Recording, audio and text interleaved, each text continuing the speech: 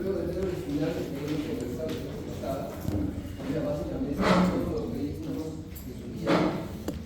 Hoy toca hablar de estos troncos que salen y descienden, dónde llegan. La primera estación de los que suben es el tronco cerebral.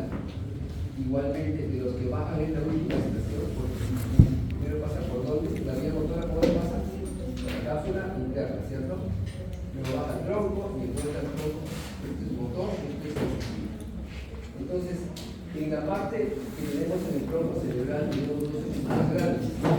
Tenemos el tronco, protuberancia, bulbo y mesencéfalo, y atrás tenemos el cerebelo, que se relaciona directamente con el cerebro. En este contexto faltaría solo el encéfalo, la próxima clase, y corteza cerebral, y en la última clase toca visión. Y en la clase que sigue toca su examen, así que llega 3 semanas. sabe que lo van a dejar comenté de que los docentes realmente es un problema. Justamente el 4 de noviembre, por si acaso ya. El segundo examen. Y una vez, por favor, que eso quede claro ya, que no puedo tener.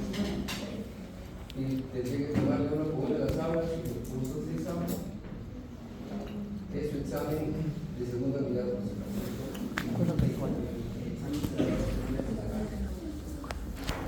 No hay manera, los docentes tienen que rogar, pero ustedes pueden rogar el tronco para iniciar, y luego tenemos la cuarta, que es el cerebelo. El tronco cerebral finalmente nos permite examinar cada dato, va a venir el examen, así como ha venido la parte básica también, va a venir cómo es que se evalúa rápidamente el tronco cerebral en un paciente. Es una medida indirecta, porque finalmente, ¿qué parámetros no mide el Glasgow? Mide afectivo ocular, mide respuesta verbal y mide respuesta motora. Y si el paciente de acá aún está respirando, si el paciente de acá tiene esto de acá, pero puede mover los ojos, si tiene el reflejo de la tos, esas interrogantes que no cubre el Glasgow, los cubre la escala del Pulse. Y también tiene que hacer una práctica, por favor, para que pueda tratar esta parte. El tronco es finalmente lo que uno evalúa cuando tiene a un paciente con el que rápidamente uno fija el estado neurológico del paciente cuando tiene este problema. Los problemas de grado también es digo siempre para cualquier cosa. Si acá el delegado se entrega una buena trampa, también le hago grado y no tiene especificidad.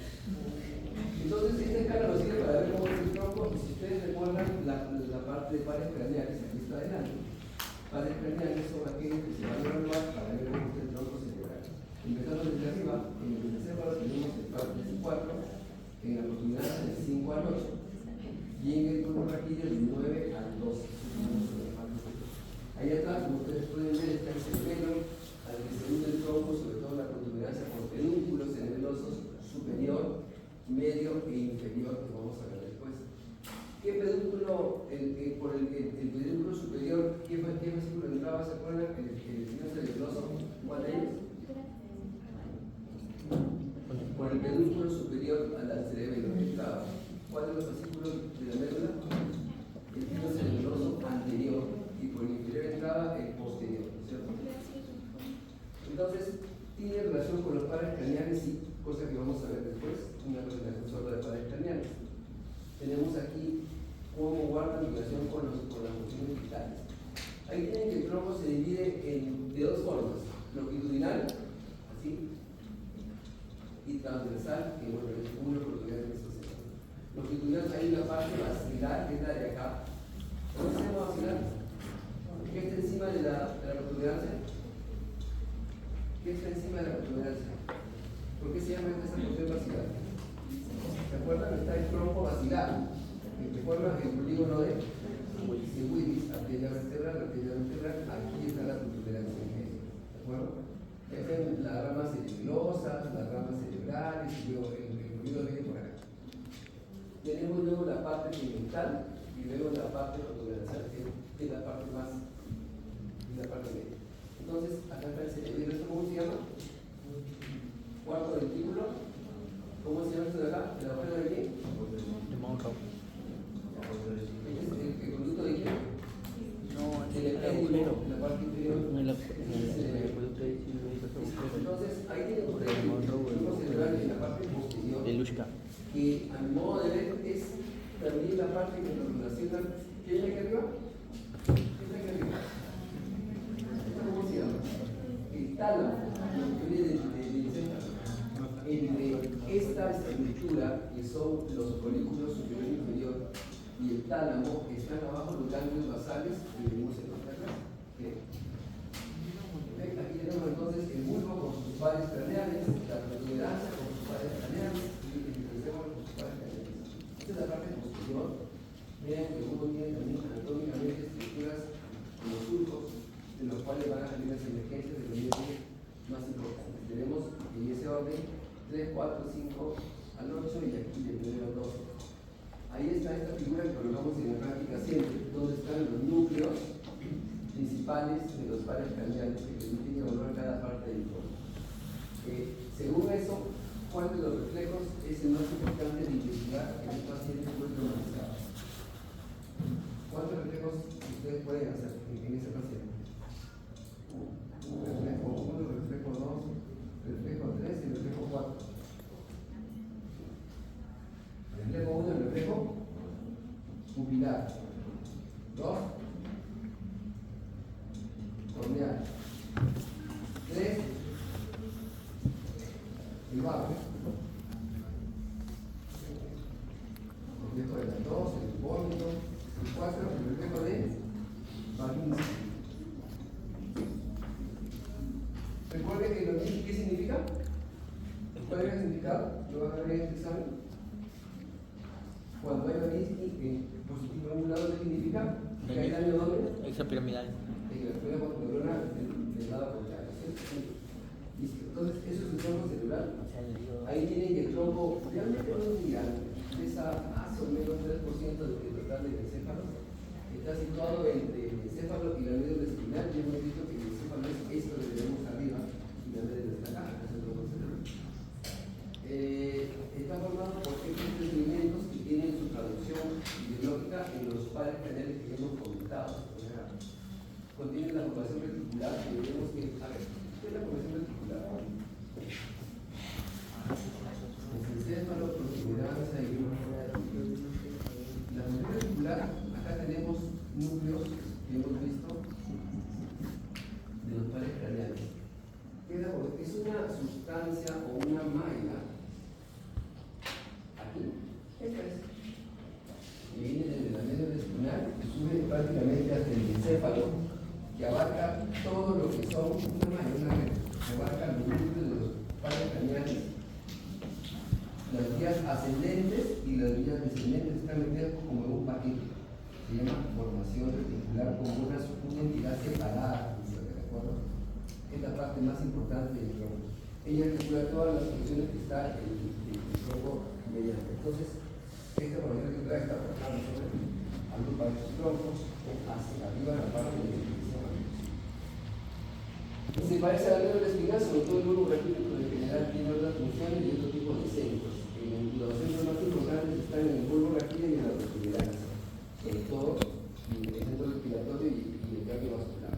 Entonces, ¿qué reflejo? De los de acá me mide protuberancia. ¿Cuál de estos está ahí?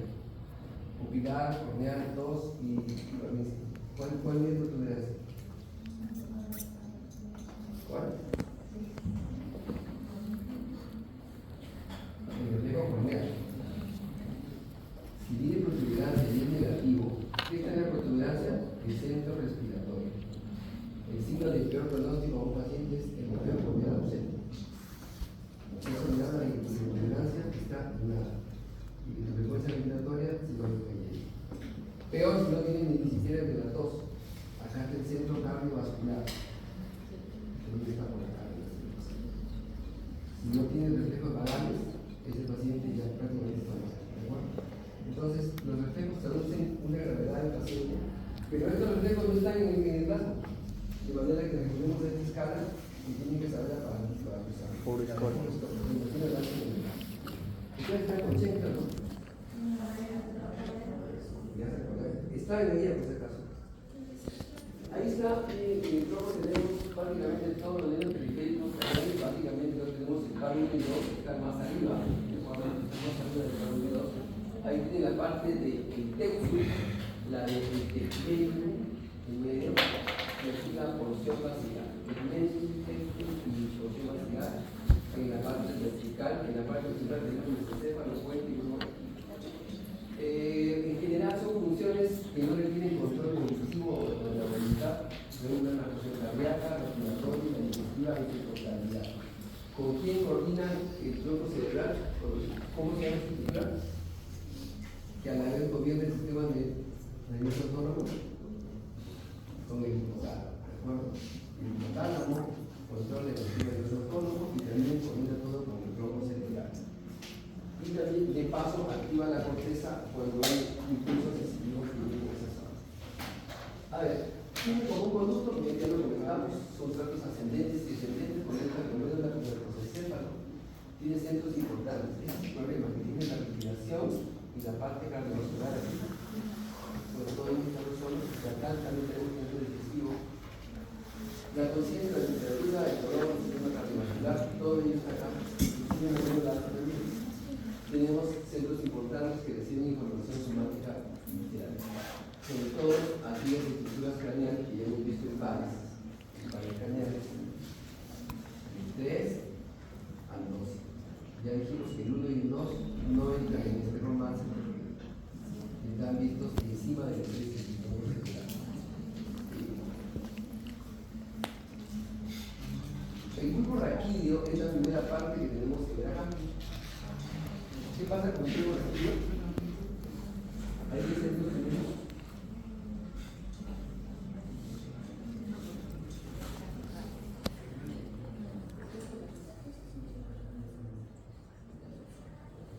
Una sustancia que es una dilatación de la médula espinal. Esa dilatación de la médula espinal lo hace también llamar médula oblongata. Eso es un término que extraño, creo que viene en latín. Médula oblongata o bulbo raquídeo.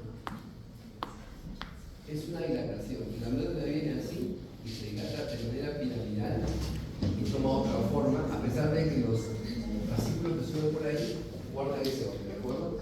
En esta zona del bulbo raquídeo tiene un componente importante. Aquí que núcleos están sensitivos, ¿se acuerdan? Y acá se cruzan. Y los sensitivos se cruzan al lado contrario. El núcleo gracil y el núcleo cuneiforme. Y que están bajando de la corteza motora y que también se cruzan. ¿Cuáles son? La vía piramidal, ¿cierto? Sobre todo el fascículo córtico espinal lateral. ¿Están leyendo por lo que ven? Entonces, ese es el bulbo raquídeo. Los conductos sustituyen los conductos de la parte anterior, es lo que está hablando. Aquí está la deformación de la pirámide y también de la parte sensitiva, ¿de acuerdo? La parte más interior será esta. Aquí hay otra estructura que se llama la oliva vulvar. ¿Con quién conectaba la oliva vulvar al sistema sensitivo? Hay un fascículo que recuerda espino olivar y un descendente se llamaba olivo espinal. ¿Con quién conecta a la médula de este sistema? Bueno, eso es en la clase para que ingresar. Bueno, ¿qué pasa con este bulbo raquídeo? Este bulbo raquídeo está en el agujero occipital, el agujero más grande que hay en su base del cráneo, aquí. De manera que cualquier incremento de presión en el cerebro puede originar de que se comprima el bulbo contra este hueso, si un hueso no se va a dilatar, y eso origina la muerte inmediata. Entonces, para que tengan una idea, ¿no? Este es un cráneo, aquí hay un agujero occipital o agujero magno, acá, y acá es el bulbo raquídeo. Si el paciente tiene un accidente y tiene una conexión de sangre por acá, va a comprimir al cerebro. Eso va a comprimir la masa encefálica y comprime el tronco. Si comprime esta zona de acá, sucede la muerte inmediata, pero inmediata. Mucha gente que se accidenta les encuentra muerta por eso. Se ancla acá el bulbo, se bloquea la vía respiratoria, cardiovascular y nerviosa. Entonces, tener cuidado con este sistema porque es muy importante en los traumas. Ahí tiene la médula oblongada o bulbo raquídeo, tiene un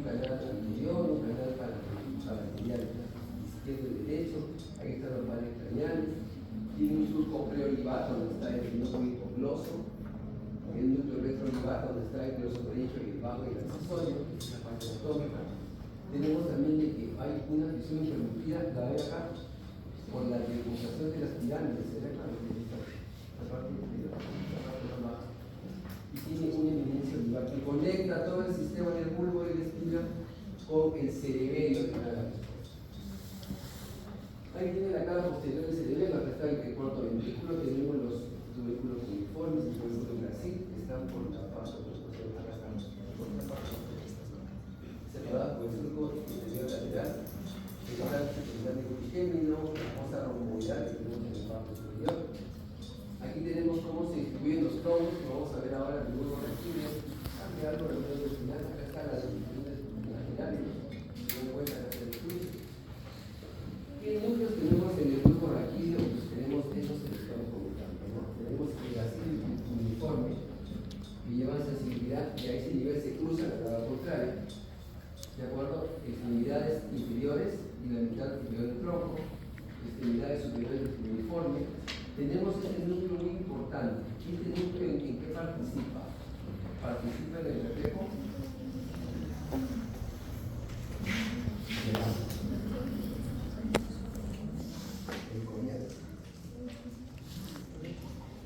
El par número 5, que aparentemente está solo en la protuberancia, tiene también núcleos en el bulbo raquídeo, en el mesencéfalo y en la parte protuberancial. Tenemos el mago, que inerva la disgrafia básica y el abdominal. Tenemos el núcleo accesorio, que inerva músculos trapecios, y a las de la laringe, sobre todo los más externos. Músculos de la lengua. No vayan a colocar que el par 12 inerva la lengua. Inerva músculos del piso de la boca. A ver, par. Ovoideo, externo tiroideo, palatoloso. Ojo, par 12. Tenemos también el núcleo ambiguo, que sirve para inervar de manera conjunta las faringes y laringe. Y estos dos que son muy importantes, que aprendieron en el examen, que seguramente tienen como fotos celulares, el tracto solitario, que tiene sensibilidad de la vista básica de abdominal, es muy importante, porque este regula este reflejo carotídeo, y el núcleo 4 que recibe todo lo que sea información procedente para la regulación de la respuesta respiratoria del tracto córtico espinal y del cerebelo. ¿De acuerdo? Entonces son núcleos muy importantes estos dos. Ahí este bulbo raquídeo, miren, empieza la transición bulboespinal, acá está la reposición de las pirámides, la pirámide vulvar. Tenemos el núcleo del par 11, la reposición de la pirámide, el canal central del péndigo, que está bajando, el fascículo córtico espinal lateral, que ya saben, cruza, el fascículo basílico uniforme, el núcleo espinal del quinto par, y los espinos cerebelosos que están ascendiendo por la parte externa, el ventral o anterior y el posterior dorsal. Este sube por el pedúnculo superior y el de acá por el pedúnculo inferior. Ahí tenemos el bulbo un poco más arriba, igual se mantienen estas tendencias, aparece el núcleo más claro del quinto par craneal que sale del tracto espinal. Se modifican las distribuciones de los tractos que hemos comentado en la vez pasada, y aquí tenemos el núcleo del par número 12. Par número 12, par número 10, que es el núcleo 2, el núcleo del tracto solitario,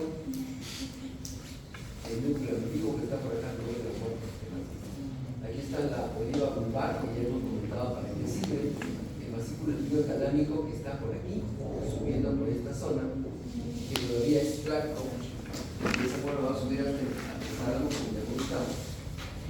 Y ahí tenemos a nivel de la línea inferior cómo está el grupo raquídeo. Y acá están los troncos mucho más distintos.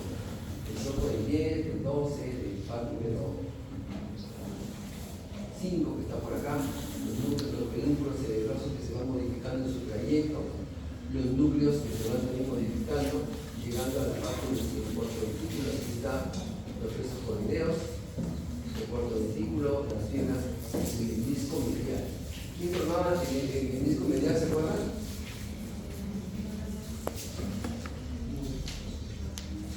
El disco izquierdo talámico. ¿Quién forma el medial? Núcleo rival inferior, como accesorio medial, la pirámide vulvar anterior. Y Y en esta parte hacia arriba, de la médula hacia arriba, tenemos la formación reticular, que como hemos comentado es una estructura grande, dispersa en todo el tronco cerebral, que incluso llega hasta la zona del encéfalo. Contiene un centro vasomotor, el medio espinal, que regula el centro del vaso sanguíneo.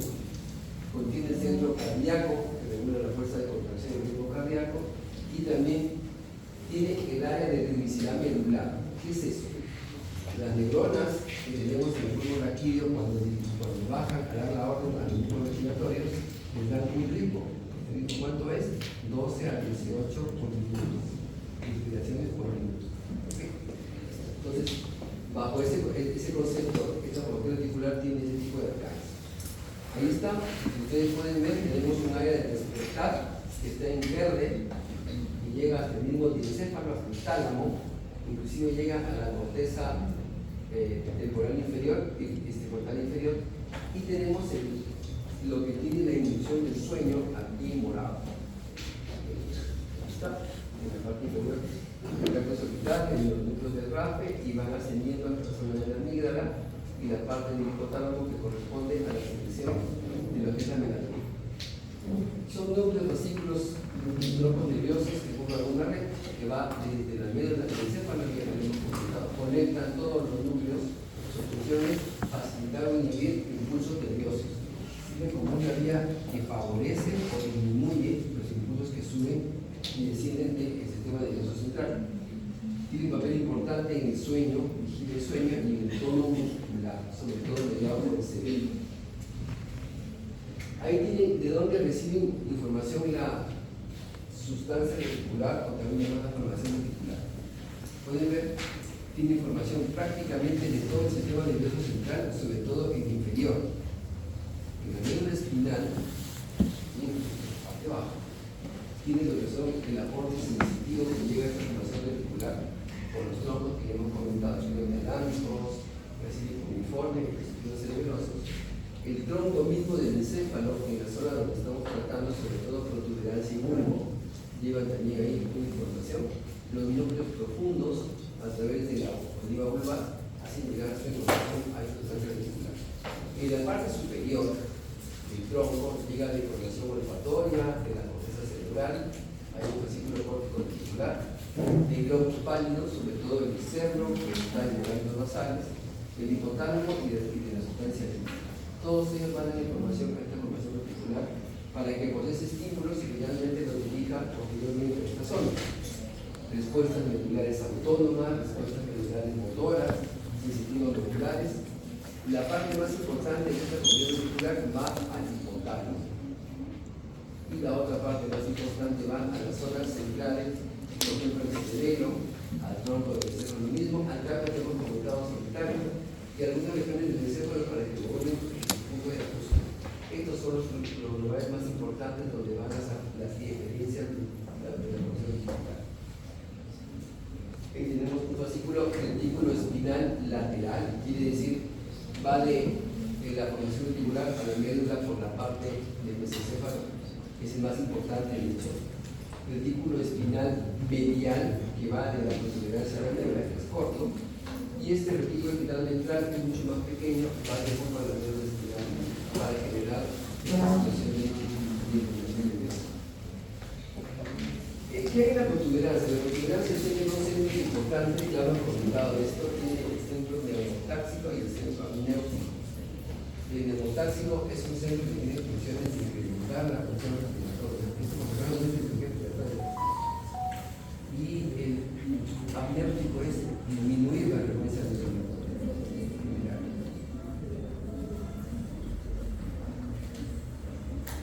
Tiene esos segmentos que ya hemos comentado en la discusión anterior, tiene un segmento neurovacilar, que está compuesto por fibras fotocelulosas de sustancia blanca y protuberancial. Tiene un segmento posterior o calota protuberancial de sustancia blanca muy rica y sobre todo con glúcidos. Entonces, aquí hay fibras, aquí hay núcleos, motores sensitivos y sensoriales.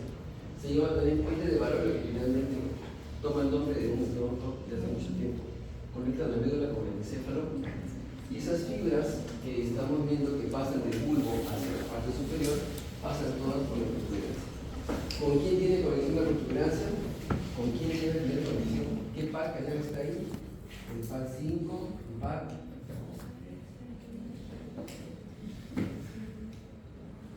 ¿Con quién está relacionada la protuberancia portal? ¿Quién está? El cerebelo. ¿Y el cerebelo con qué parte tiene que ver acá? Con el par 8, ¿no es cierto? Y el equilibrio tiene que ver con el par 8, ¿sí? Los elementos espirales. Recuerden que el octavo par tiene dos partes, ¿cuáles son? La parte coclear y la parte que es el vestibular. oído, y la parte vestibular, que es el equilibrio, ¿de acuerdo? Entonces, basándonos en esa parte vestibular que es el equilibrio, finalmente sale la asociación del cerebelo con la protuberancia ocular. Ahí viene el puente, aquí asienta el tronco vacilar, que se conoce como la anatomía. ¿Ya lo hice rápido? Próximamente, por ejemplo. Tronco vacilar, para las arterias vertebrales, tronco vacilar, las arterias intercosciales, las nerviosas. Cuando pasen el tronco, forman ya lo que son las arterias, son la base de este polígono. Y a la vuelta El límite superior arriba es el es surco el ponto encefálico, que es el de acá. El límite inferior es el surco médulo continuo. ¿Este par cómo se llama? El par de acá que sale, ¿cómo se llama? 6. El par número 6. Está acá. Sale el bulbo raquídeo. ¿Ya ves? Mide apenas esta cantidad. Si en anatomía se les permite, ojalá, porque si no, no tienen idea, consíganse un tronco de un chancho, de una vaca, de lo que vean, porque una cosa es verlo acá y otra cosa es verlo directamente. Ahí tienen una idea que es una soja con el cubo también es del tamaño, no sé, si traen de un chivo será el tamaño pues, de un cubo pequeño, ¿no? Tendrían que verlo en vivo para que se den cuenta cuál es esta figura. Se ha hecho antes a traer el tamaño, el sistema nervioso lo puede. Ahí tienen la parte anterolateral, tiene que ver básicamente con la zona de transversales, la frecuencia del trigémino, la raíz interna motora fina y la raíz nerviosa sensitiva. La parte posterior tiene estas zonas triangulares, un triángulo superior, o cosa comodidad llamado triángulo continuo. ¿Qué hay en el puente? El puente es más o menos va a la parte posterior del cerebro y el puente hay unos números importantes. Tiene que ver con el par 5 y el par 7.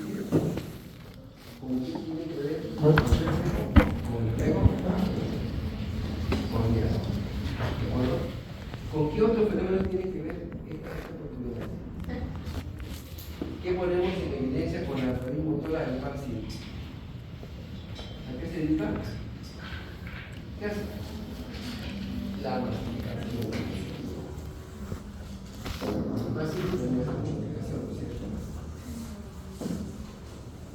Pero uno sabe cuáles señales en diversos cada actividad motora intuitiva que ustedes van a ver seguramente en la clase. Estudios del puente, que son básicamente estudios por todo el puente, que sirven como zonas de contacto y de coordinación para los pares que tenemos en esa zona. Son puntos de coordinación y de organización.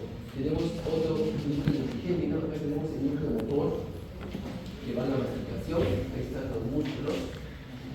Tenemos el núcleo sensitivo, que da prácticamente la información. ¿A qué parte del cráneo? Un cráneo que tiene un núcleo cráneo como nosotros. Más o menos. Da inervación a esta parte de acá. Toda la parte de la cara de la parte posterior la tienen los nervios motor, ¿no es cierto? Solo la parte anterior hasta la mitad de la cabeza. Cuero cabelludo, ahí está. Cuero cabelludo, la órbita, ceros paranasales, sensibilidad de los dientes, sensibilidad de los alveolos y sensibilidad de la lengua, sensibilidad al dolor, no la parte del gusto. Tiene también un núcleo espinal, que es el que ya visto de manera anterior, está el bulbo raquídeo, el núcleo de nervio abducens, ese qué movimiento hace, ¿qué inerva? ¿El ojo dónde? El recto lateral que hace abducción del ojo hacia la parte externa, ¿de acuerdo? Abducción del ojo ante el movimiento del ojo. Aquí está la ubicación de cada uno de esos núcleos El núcleo motor del facial, que básicamente lo que hace es inervar toda la zona motora de la cara.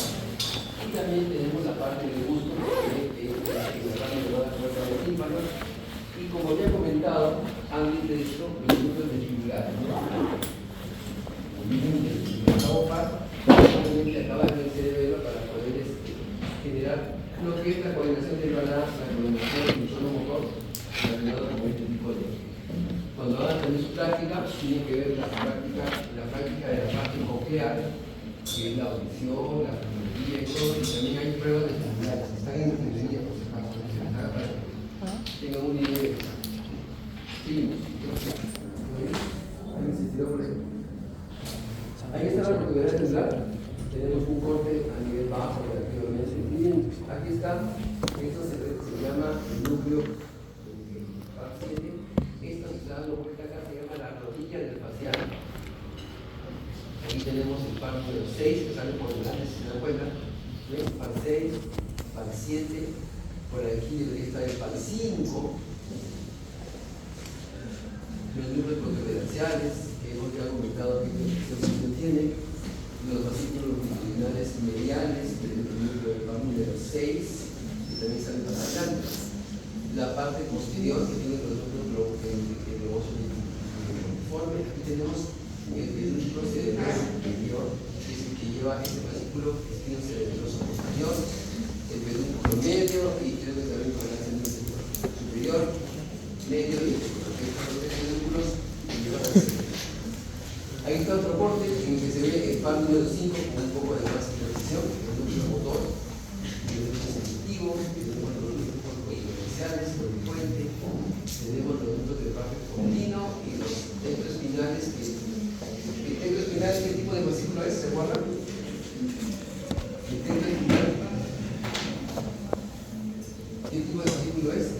Parte de la rama de los extra piramidal. Se está descendiendo por la parte media de la protuberancia. Ahí está la protuberancia y sobre todo está lo que hacemos con el nervio instituto vagal. La rama oftálmica, la rama maxilar y la rama mandibular, y la parte motora en estas zonas. Y por último tenemos el mesencéfalo, que está en la parte todavía más superior de la protuberancia.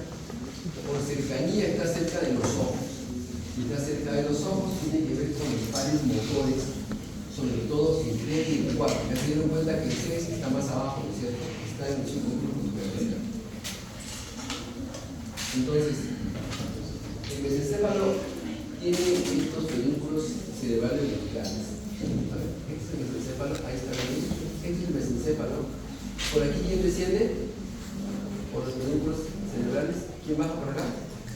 La vía piramidal, ¿de acuerdo? Baja por acá. Tenemos el núcleo rojo del antídoto, como se dan cuenta. Los vasículos que están llegando al tálamo en la parte lateral. Tenemos también la sustancia negra coyuntal, el par número 3.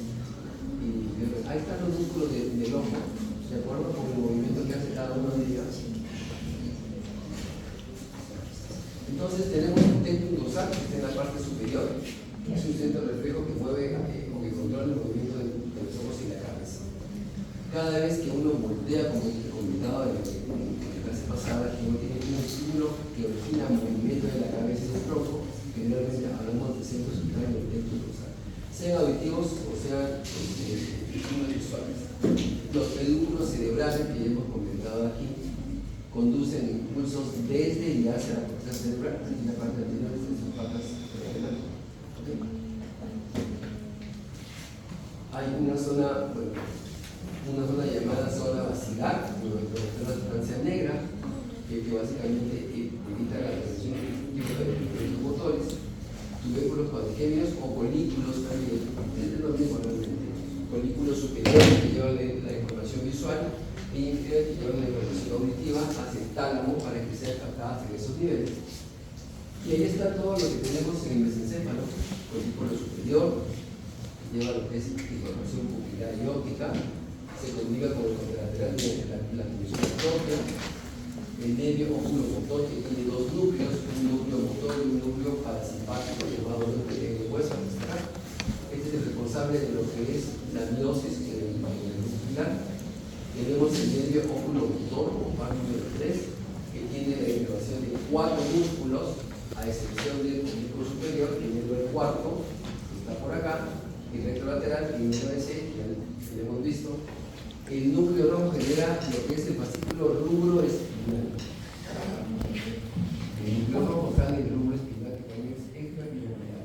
Es el más importante de los fascículos extrapiramidales, sí, controla el ajuste de movimiento de la línea piramidal, y si se acuerdan, una está pegada a él. El más importante de todos es el participa en la vía motora piramidal, iniciación efectiva y control de movimiento.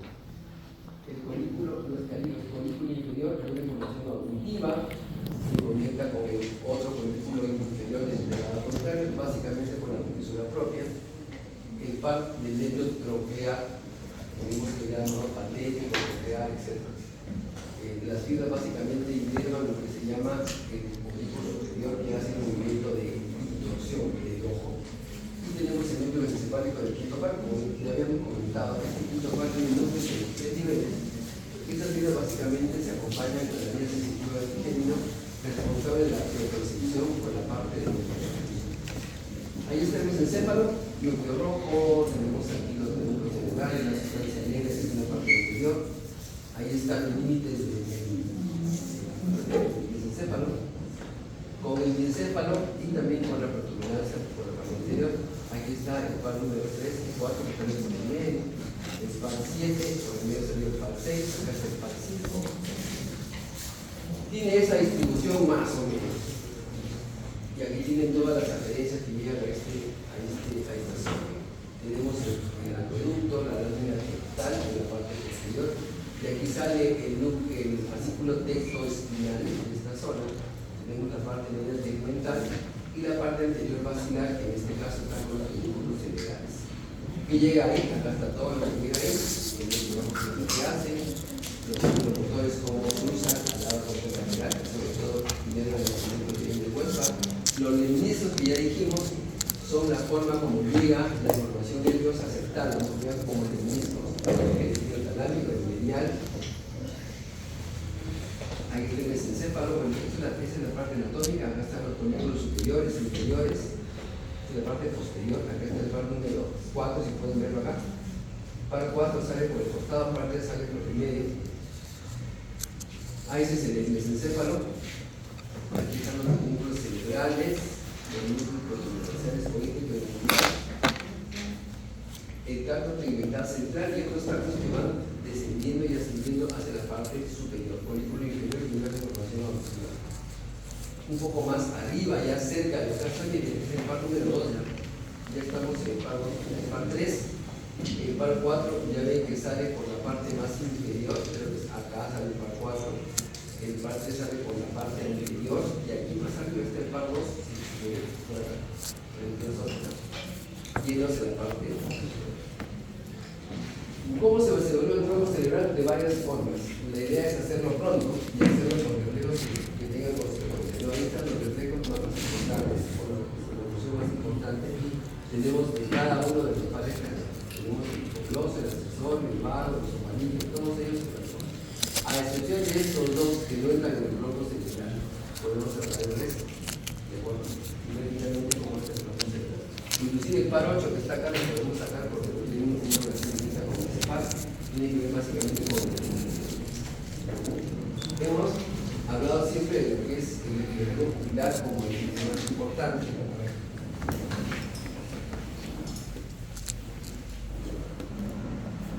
Eso cómo se llama, pupilas isocónicas.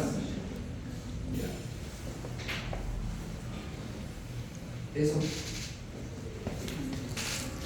Atento para su examen, ¿no? Esto bien. ¿Esto cómo se llama? Pupilas anisocónicas. ¿El daño dónde está? En el mesencéfalo, de hecho. En este caso se pone anisocoria del lado que está más dilatado, anisocoria derecha, anisocoria derecha. Poniendo también toda esta relación. ¿Qué tenemos si un paciente le llega conjunto de pescado así? ¿Cómo se llama eso? Midiasis bilateral. Si responde a la luz, todo bien. Si no responde, es tremor. ¿Y eso cómo se llama?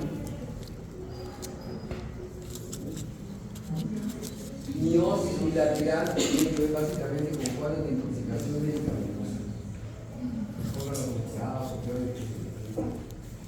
Recuerden estas gráficas que explican porque rápidamente cuando uno estimula lo que es la pupila con la luz, lo que está haciendo básicamente estimulando el nervio óptico, por eso el calco reflejo tiene una zona delineada o aferente que es básicamente el medio óptico del par 2.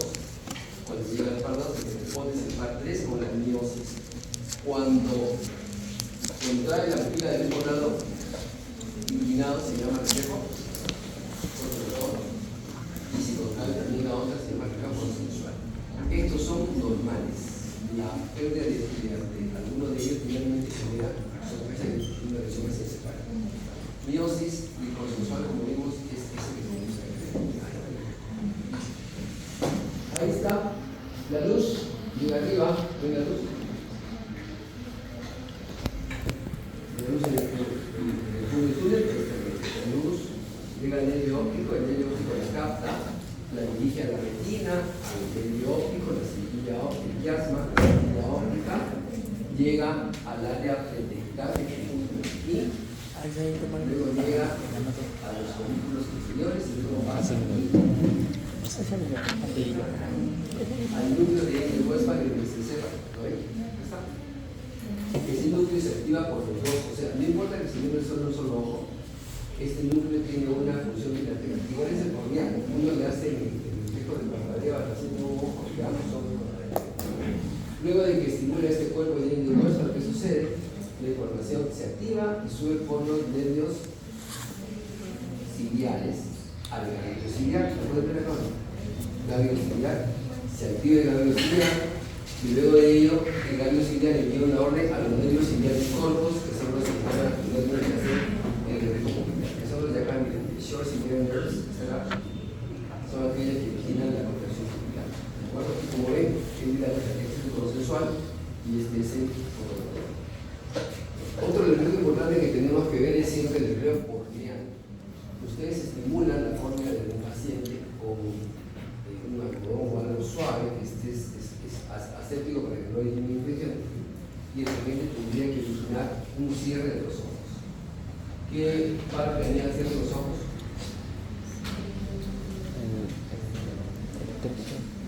¿Quién cierra los ojos?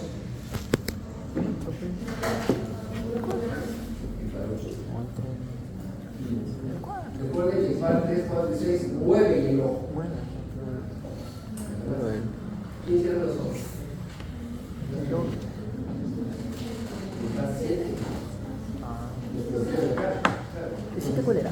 El corneal tiene que ver con una estimulación de la rama sensitiva oftálmica del quinto par que se da a nivel del par 7 por problemas vehiculares.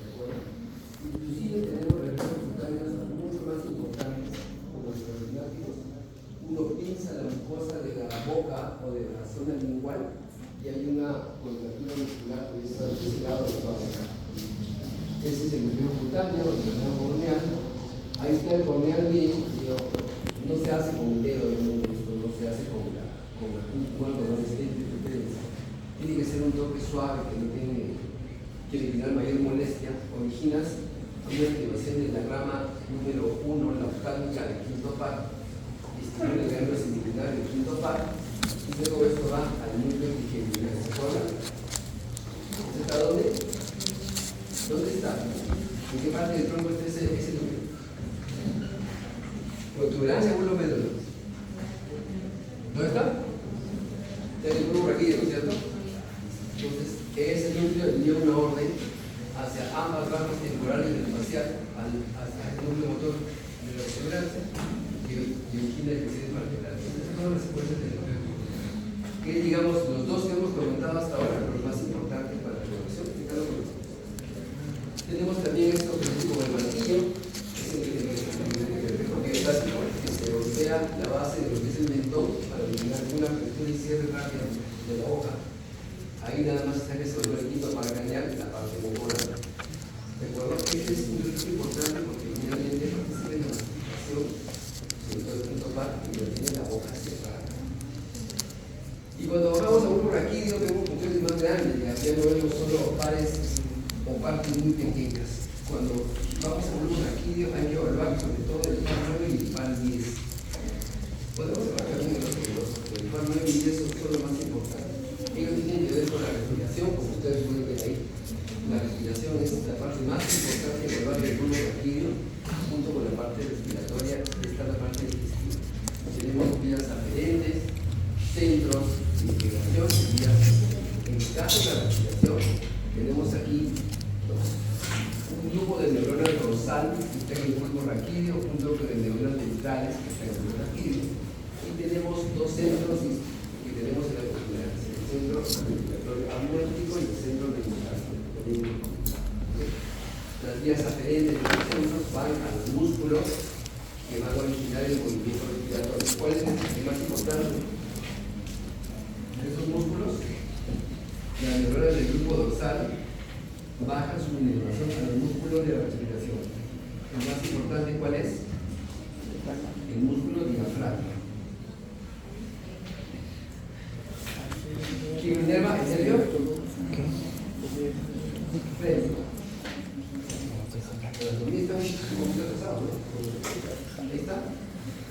Ahí está todo lo que hace la respiración. Tenemos los estimulantes de la respiración. Tenemos que estos van aquí en los periodos centrales, efectos, fabricando los flores pulmonares y hacen los flores se estimulan. Estos van al centro respiratorio, originan una disminución de la ventilación que finalmente van al llevar la señal a las zonas de los músculos respiratorios y respiratorios. Entonces tenemos el centro arriba, neurotáxico, como lo pueden ver acá, que recibe activación de centros superiores como la corteza, mira, el sistema límbico y cerebro. Tenemos el centro amniótico aquí en la parte media. Una vez que se activan estos centros, activan también el grupo de neuronas dorsales. Estas funcionan toda la vida. Originan el ritmo respiratorio y responden a estos mismos estímulos que son las neuronas dorsales. ¿De acuerdo? ¿Qué pasa con los ventrales? Este grupo de neuronas ventrales solo actúa cuando hay un esfuerzo muy importante para la ventilación o hay inmensos se activan estas neuronas que tenemos abajo por la parte de abajo. ¿Qué más tenemos aquí? Para terminar, la parte cardiovascular. En la parte cardiovascular se regula por unos 3 niveles de intervención medular o nerviosa superior, supralumbar, hipotálamo, corte, sistema vestibular. A nivel vulvar, que es la más importante, tenemos los receptores exactamente igual que acá por atrás. Van a la formación reticular ventrolateral y luego van a las arterias posteriores de la médula esticular. Es esticulado sobre todo el sistema simpático. Y también a nivel medular. A nivel medular tenemos la información sensitiva que llega por las neuronas superiores de los nervios. Entonces, el origen de la actividad simpática basal parece estar en la región reticular, en el bulbo raquídeo. Ahí tienen la regulación supralumbar, recuerdo, estímulos, sobre todo estímulos emocionales, estímulos de cambio de posición, pueden originar este incremento de frecuencia cardíaca. Tenemos a nivel vulvar, que es el más importante, para el nivel de 10, y tenemos también a nivel medular, sobre todo por la sensibilidad que llega por esta zona, por la raíz posterior. ¿Recuerdan el ramo comunitario disciplinar? Terminamos con esta parte que son los ganglios basales, que recién están en el otro lado. ¿Los ganglios basales para qué sirven?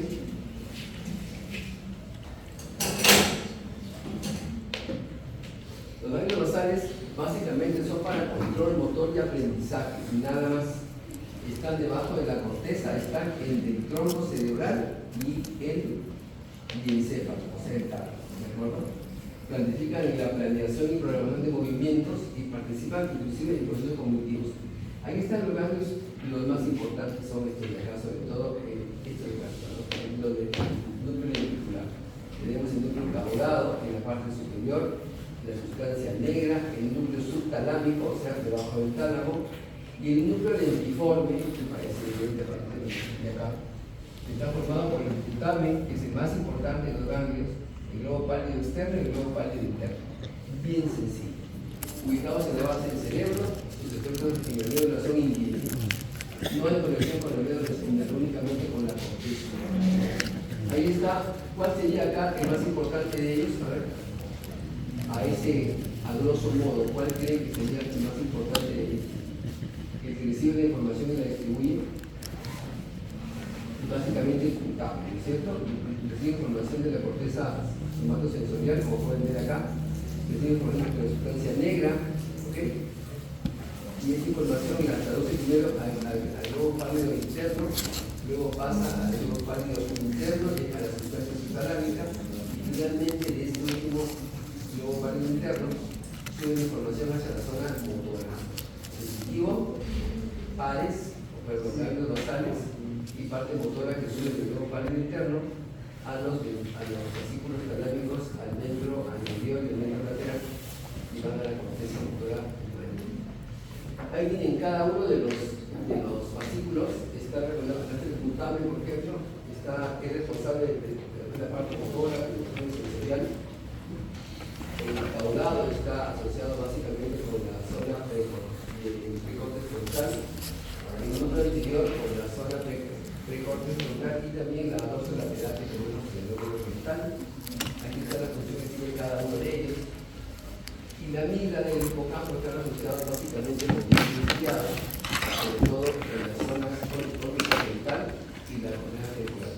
Cada uno tiene una función diferenciada, como pueden darse cuenta, que tiene que ver con la función del sistema inmunitario. Ahí tienen sus vías, ya para terminar esta parte. La vía más importante, ¿cuál es?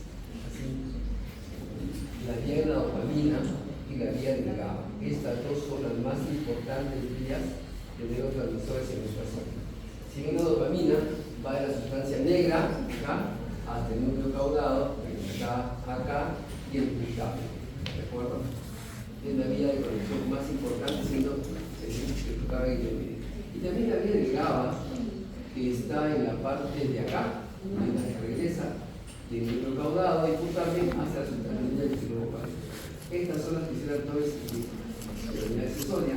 Tenemos que la corteza viene de la vía de la glucosamina y acaba en los núcleos de la vía del dopamina, una sola de los núcleos del nervio cefálico y el resto del glutamato que tiene menor importancia. Eso es lo que sucede cuando uno planifica el movimiento. Realmente tiene la idea de la corteza motora primaria, luego tiene esa asociación o comparación de señales con estos ganglios basales del cerebelo.